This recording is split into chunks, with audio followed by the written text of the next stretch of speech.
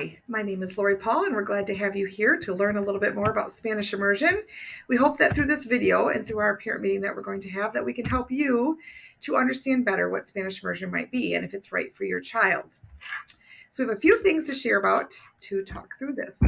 First of all, again, I'm Lori Paul. I'm the principal of New Groningen Elementary, and Spanish immersion is held at two different buildings. So one section of each grade level is held at New Groningen, and one section is held at Lincoln. And so we have the principals of both schools that will be speaking on this video today.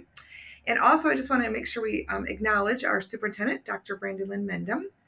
And then also at the bottom, you can see that there are two teachers. These are the current kindergarten teachers that are teaching those kiddos in the kindergarten of Spanish immersion. And we have Dejana Caboose, who is at New Groningen, and Mrs. Leanne Reeder, who is at Lincoln. So those are the people who are going to be definitely more engaged with your child as they start the kindergarten process. And we just wanted to introduce them to you as well. So the gift of immersion. This is Zeeland has held the immersion program for several years. And really, the way I best describe it is it's the gift of another language taught through Zeeland, the Zeeland curriculum taught through the gift of another language. So when your kindergartner comes and they get a math instruction, that's the same math instruction that they're going to see in the traditional classroom, but it's going to be taught in Spanish. So the subject areas are the same. Learning to read in Spanish is a little bit different than learning to read in English. So that's where you're going to see the difference. But otherwise, they are part of our schools. They're part of our system. And they get the gift of learning the curriculum, but learning it in another language. The program has started several years ago, and we've had different things to get us started. We feel like it's in a strong place. Our teachers have been in place for a couple of years, and it's a program that's growing, and then it's the gift for some kids. And I just want to keep highlighting, like, this is such a great opportunity for some kids, but it might not be for your child. And those are things that you need to consider as you go through this process. So when we began the program at one of our schools, we began with kindergarten and first grade, and at one of the schools we began with kindergarten and second grade. So that is how we started. And then we grew throughout the years as to adding a grade level every year. And now we are K-12 with Spanish immersion. Ironically, we had a neighboring district that also offered Spanish immersion. So we met them at the high school level when that group was done in 8th grade. Many could choose to come to our Zeeland High School. So we kind of prepared for that while my K-5 was still going. And so then we kind of met in the middle. So now we have K-12 at Zeeland Public Schools for Spanish immersion. So like this says in 2016, we began with our kiddos all the way through ZPS. When we began our program, we worked with Adelingua, which was a model for curriculum and a model for Spanish immersion, and that was a fantastic way to get us started. But at that point, after we'd been together for a couple of years and our staff was more experienced, we moved away from Adelingua and have come just to our ZPS model for curriculum. And then 2025 is going to be our first graduating class. So for that sake, that's our Zeeland kiddos that have been with us this whole time. So it's crazy to think that is where those kids are going to be. But that's kind of the journey that has happened so far in Zeeland Public Schools. There's a lot of benefits of bilingualism and of having the Spanish immersion program. We always try to keep an eye on those kiddos and find out where they're at. Just looking at the cognitive benefits, the cultural benefits.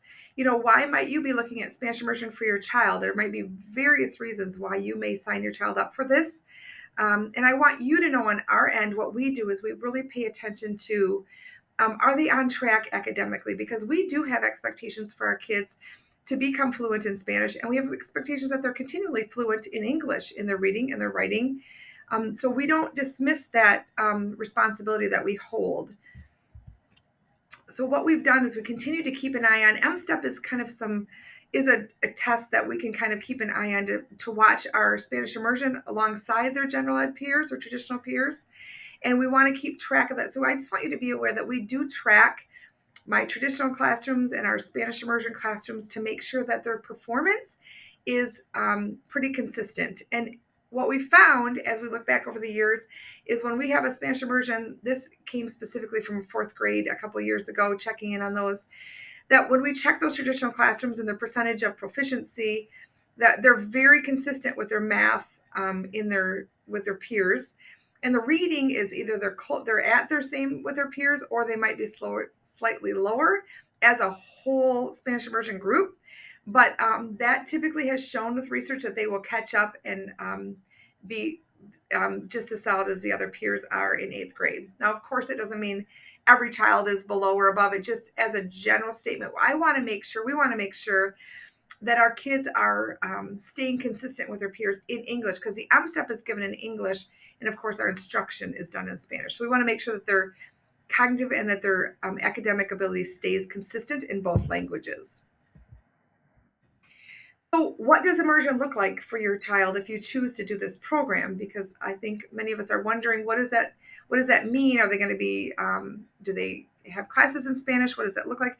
So when they come in kindergarten through second grade, it is full Spanish immersion, which means their classes are taught all day long in Spanish. So if they have their math class, it's in Spanish. If they have their social studies, their science, their language arts, it's all taught in Spanish. Now, that being said, we do hold specials at our schools, our elementary schools. So there's phys ed, their art, technology. Those are not taught in Spanish. So that's a 50-minute block each day. That's not. But in general, their whole instruction is done in Spanish.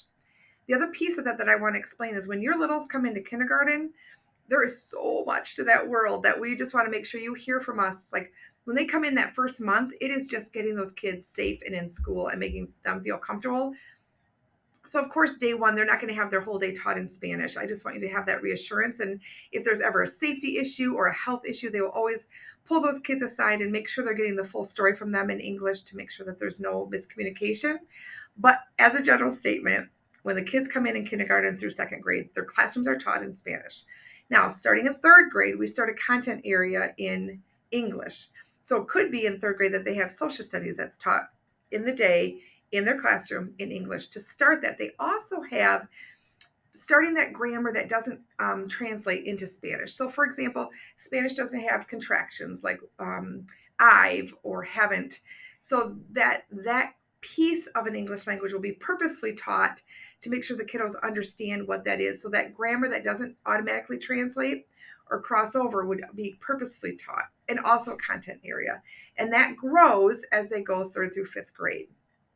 Now, sixth through eighth grade, when they go to middle school, then we call it maintenance. So then they have typically 2 classes in Spanish, and then their other part of their day is taught with their peers in their traditional classrooms in English. Currently, the classrooms being taught in Spanish are social studies and comparative language, but we never make promises. So that's what's currently being taught. But just so you know that there's typically 2 classes in middle school a year that are taught in Spanish to maintain that language. And then through high school, they have the same thing, typically 2 classes, 9th and 10th grade. And then in your junior and senior year, you might have 1 class unless you pursue more of those classrooms at that point. So just to understand the path of what an immersion student has, that is typically where they head with that. So we have a couple, 2 short videos just to show an example of what it might look like in those classrooms. We're going to start with Mrs. Reeder, and Senora is in Lincoln Elementary. This is her kindergarten class. So we'll start with that, and then it just kind of shares a little bit of how she gets her fluency built up. And then I'm going to show you a section from Senora Cabusa's class. So we will just have you see a little bit of what happens in a kindergarten day. Ok, clase. Sí. Ok, vamos a practicar la oración yo voy, ¿vale? Vale. Ok, y aquí mira, yo voy a la casa de mis abuelos. Ok, en español sabemos que primero es yo voy a la casa. Pues vamos a jugar el juego de yo voy a la casa de mi amigo, ¿ok? Ok, yo voy a empezar. Yo voy a la casa de Emery. Todos digan Emery. Emery.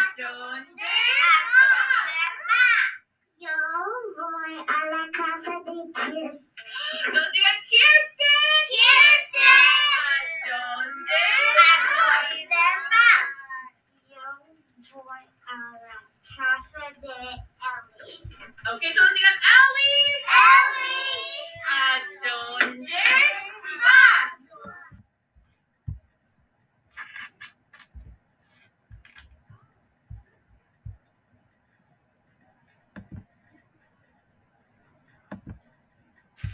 ¿Viste? La próxima página. Ok, vamos a cambiar la página. Ahora es tu turno. Gato. Oh, no dice gato. La gato. La. Gata. Perfecto. Tu turno.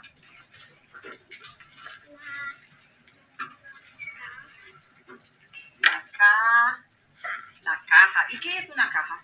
¿Qué es una caja? Dice. A box. Perfecto. Ok, próxima página. Ari, tu turno. ¿Qué dice esta página? Mamá. Caja. La caja. Perfecto. Well, thank you, Mrs. Lori Paul. My name is Joey Piplinski. I'm the principal at Lincoln Elementary School, the other school that offers Spanish immersion. First, I would say thank you so much for your interest in Spanish immersion, also Zealand Public Schools. Our registration process is going to be a two-step process. The first step is an online enrollment, an open enrollment, which will begin on February 2nd. On February 2nd, this is where at noon you're going to be given a timestamp. So, right at noon, you need to make sure that you have your child's name, your email address, your name, and which program that you would like to do, Spanish Immersion or ZQuest. Now, ZQuest is another program that ZPS offers, but for Spanish Immersion, make sure you check the Spanish Immersion box. Once that process is done and you have submitted the paperwork, it's going to be time stamped. And that is what we're going to be using to determine the order of the families that enroll with our open spots. The second step will be then our online or paper enrollment that all kindergarten students are required to do. This process is a little bit longer. This is where you're going to be asked more in-depth questions. If you do have any questions, please feel free to reach out to any one of our offices or the Zia Public Schools general office, and they'll be happy to answer them for you. Once you've completed that online enrollment by February 3rd at 9 p.m., then we will be sending out letters to those in the end of February that have been uh, received an open spot. Those that have been selected. Here you can take a look. Here's our ZPS Public Schools where you can find that timestamp document. If you go to zps.org, you hit enrollment, you'll come up to a page like this. This is that timestamp document that I was talking about. That February 2nd you will open immediately at 12 o'clock. You can see it's just the general information, email, name of the child, parents' names. Okay. So again, the determination, could this be right for your child? All right. With that, you want to understand that with Spanish immersion, there's kind of an expectation that we'll be teaching fully submerged, starting in kindergarten, the Spanish language. So we would also hope that families at home would be reading and interacting with their children in English. This is a very important process, and it's also going to take a little bit of work on your part. So make sure that you are ready as a family, and also that you understand that math skills will stay pretty consistent with their peers, and reading might fall a little bit behind, but as they get older into fifth, sixth, seventh, eighth grade, they will catch up or even extend beyond their peers. All right? Okay. A different language is a different version of life. Okay. Thank you very much for your time. Any questions? Thanks. So just make sure that if you have any extending questions for us, that you are welcome to reach out to Joey or myself.